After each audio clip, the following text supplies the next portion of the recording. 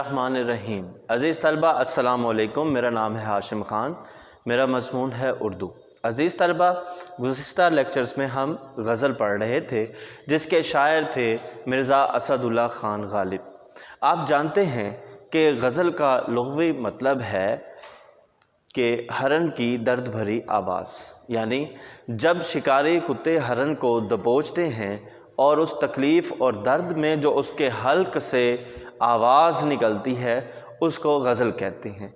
इस्तिलाह में इसका मतलब ये है कि औरतों की बातें या औरतों से बातें करना।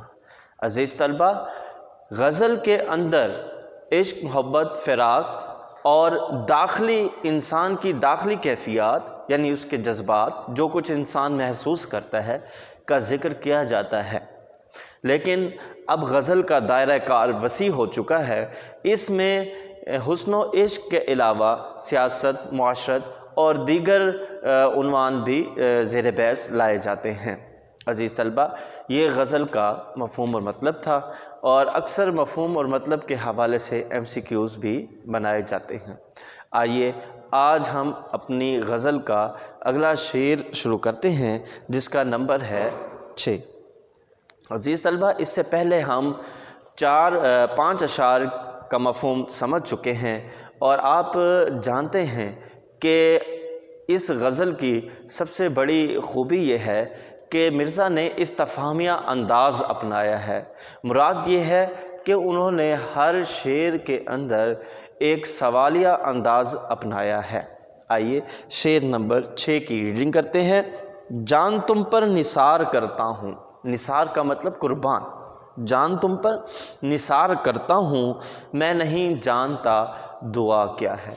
अज़ीज़ तलबा, ये इंतहाई और सादा शेर है जिसमें शायर अपने महबूब से मोहब्बत का इजहार इंतहाई मुनफरिद अंदाज़ में करते हुए कहते हैं, ऐ मेरे महबूब, दुनिया में बहुत से आशिक ऐसे आए हैं जो अपने महबूब से मिलने के लिए बहुत सी दुआएं करते हैं, मन्नतें मांगते हैं, मगर उनको उनका महबूब नहीं मिलता और वो अपनी ये दुआ जारी और सारी रखते हैं। मगर मेरे साथ ऐसा मामला नहीं है। मैं तो ये जानता भी नहीं कि अपने महबूब को दुआओं में किस तरह मांगा जाता है। हाँ, अलबत्ता मैं सिर्फ़ ये जानता हूँ कि मेरा महबूब अगर मुझसे मिले या मेरी मोहब्बत का जवाब दे तो मैं उसके लिए अपनी जान का नजराना भी पेश कर सकता हूँ। अज़ीज़ तलबा, उम्मीद करता हूँ कि आपको शेर नंबर 6 का मतलब और मफ़हूम समझ आ गया होगा। आइए अब हम चलते हैं शेर नंबर 7 की तरफ। शेर नंबर 7 है, मैंने माना कि कुछ नहीं गालिब। मैंने माना कि कुछ नहीं गालिब, मुफ्त हाथ आए तो बुरा क्या है। अज़ीज़ तलबा, ये शेर भी अपने अंदर एक इस्तफ़हामिया अंदाज़ लिया हुआ है और अछूते अंदाज़ में मिर्ज़ा ग़ालिब ने अपना ज़िक्र किया है। मिर्ज़ा ग़ालिब कहते हैं कि ऐ मेरे महबूब, मेरी कदर कीमत तुम्हारे सामने बिल्कुल नहीं है। मैं बेकदर और बेकीमत हूँ, मगर ऐ मेरे महबूब, सोचो तो सही, अगर कोई चीज़ इंसान को मुफ्त में मिल जाए तो इसमें हर्ज और बुराई क्या है। वैसे भी ये इंसान की सरिश्त में शामिल है, उसकी फितरत का हिस्सा होता है कि इंसान को जहाँ से कोई भी चीज़ अगर मुफ्त में हाथ आ जाए तो वो उसको फ़ौरन हासिल कर लेता है और उसके हासिल करने में किसी किस्म की कोई कबाहत या बुराई भी नहीं समझता। इसी इंसानी फितरत को सामने रखते हुए ग़ालिब ने अपने महबूब को मुखातिब करते हुए कहा है, अगरचा ए महबूब मेरी कोई हैसियत, मकाम या मर्तबा तुम्हारे सामने नहीं है, मगर तुम ये सोचकर मुझे अपना लो या मेरे दिल को रख लो कि ये चीज़ मुफ्त में हासिल हो रही है और भला मुफ्त में हासिल की हुई चीज़ में बुरा क्या होता है या क्या मुज़ायका होता है, इसमें किसी किस्म का कोई हर्ज नहीं होता। अज़ीज़ तलबा, उम्मीद करता हूँ शेर नंबर 7 का मफ़हूम भी आप समझ चुके होंगे।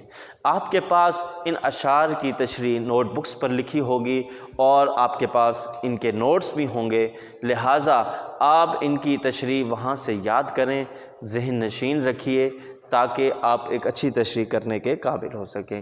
عزیز طلبہ، اس کے بعد ہمارے پاس جو نیکسٹ ٹاپک ہے وہ ہے مرزا غالب کی غزل کی مشق۔ آئیے اس مشق کو کتاب کے اوپر حل کرتے ہیں۔ دیکھیے، پہلا سوال ہے، غالب کی غزل کی روشنی میں درج ذیل سوالات کے جواب لکھیں۔ پہلا سوال ہے، شاعر کو کن سے وفا کی امید ہے؟ شاعر کو ان سے وفا کی امید ہے جو یہ نہیں جانتے کہ وفا کیا ہوتی ہے۔ سوال نمبر 2، شاعر نے کسے نادان کہا ہے؟ شاعر نے اپنے دل کو نادان کہا ہے جو عشق کر بیٹھا ہے، جو اپنے محبوب سے دل لگا بیٹھا ہے۔ سوال نمبر 3، کون مشتاق ہے اور کون بیزار؟ اس سوال کے مطابق شاعر نے اپنے آپ کو یعنی عاشق کو مشتاق کہا ہے اور اپنے محبوب کو بیزار کہا ہے۔ اگلا سوال ہے، درویش کے لب پر صدا کیا ہے؟ درویش کے لب پر یہ صدا ہے کہ تم بھلا کرو، اس کے بدلے میں تمہارے ساتھ بھی بھلا ہوگا۔ عزیز طلبہ، اگلا سوال دیکھیے، غالب نے مقطع میں محبوب کو اپنی کیا قیمت بتائی ہے؟ غالب نے محبوب کو مقطع میں بتایا ہے کہ اس کی کوئی قدر اور قیمت نہیں ہے، وہ بے قیمت ہے اور مفت میں آیا ہے، لہٰذا وہ اسے اپنے پاس رکھ لیں۔ عزیز طلبہ، اس مشق کا سوال نمبر 3 دیکھیں، جس میں لکھا ہے، اس غزل کے دوسرے شعر میں مشتاق اور بیزار کے الفاظ آئے ہیں، یہ معنوی اعتبار سے ایک دوسرے کی ضد ہیں۔ ضد سے مراد الٹ ہیں۔ ایسے الفاظ کو متضاد الفاظ کہتے ہیں اور مندرجہ ذیل الفاظ کے متضاد لکھیے۔ آئیے عزیز طلبہ، یہ دیے گئے الفاظ کے متضاد تحریر کرتے ہیں۔ نادان، دانا، دن، رات، نیکی، برائی، موت، زندگی، آزاد، قید۔ سوال نمبر 5، اس غزل میں جو قافیے آئے ہیں انہیں ترتیب وار اپنی کاپی پر لکھیں۔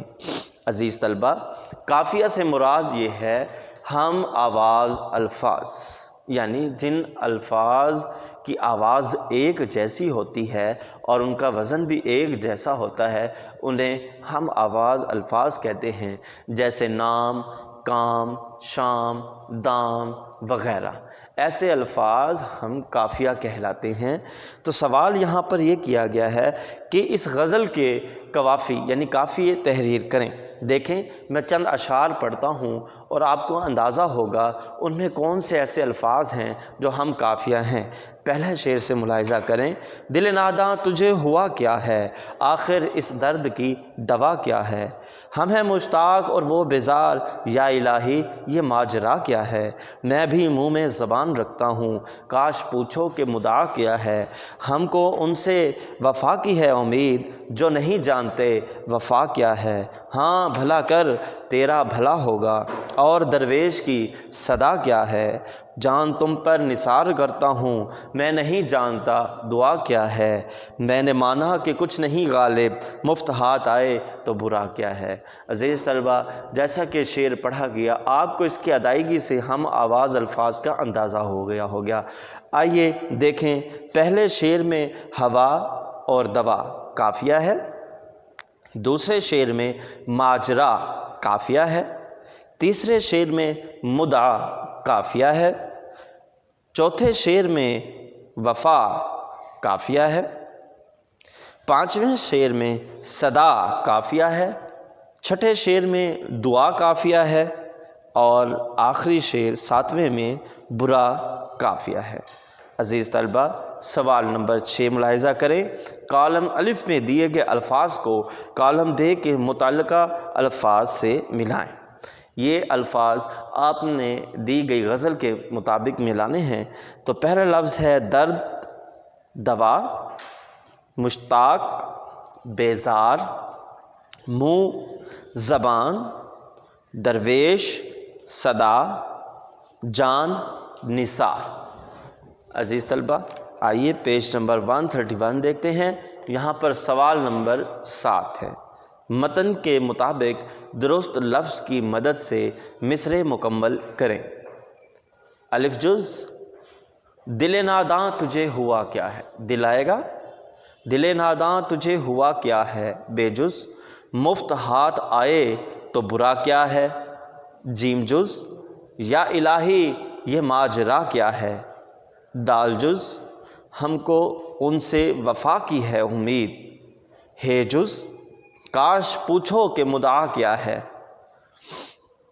واو جز جان تم پر نثار کرتا ہوں، زے جز اور درویش کی صدا کیا ہے۔ سوال نمبر 8، درج ذیل میں سے مذکر اور مؤنث الفاظ الگ الگ کریں۔ عزیز طلبہ، جب ہم گفتگو کرتے ہیں تو بعض الفاظ مذکر کے طور پر بولے جاتے ہیں اور بعض مؤنث کے طور پر بولے جاتے ہیں۔ آئیے ایسے الفاظ کی نشاندہی کرتے ہیں۔ پہلا ہے دل، دل مذکر، دوسرا صدا مؤنث، پھر جان مؤنث، مدعا مذکر، دعا مذکر، دعا مؤنث، ماجرا مذکر۔ عزیز طلبہ، اس مشق کے 8 سوال ہم نے کر لیے ہیں۔ نیچے ایک ہیڈنگ بنائی ہوئی ہے کنایہ۔ دیکھیں، کنایہ کا مطلب ہوتا ہے اشارہ، ایسے لفظ جو کسی چیز کی طرف یا کسی واقعے کی طرف اشارہ دلاتے ہوں، کنایہ کہتے ہیں۔ اور اشعار میں یا گفتگو میں ایسے کنایے ہم عام طور پر استعمال کرتے رہتے ہیں۔ آئیے کنایہ کی تعریف پڑھتے ہیں۔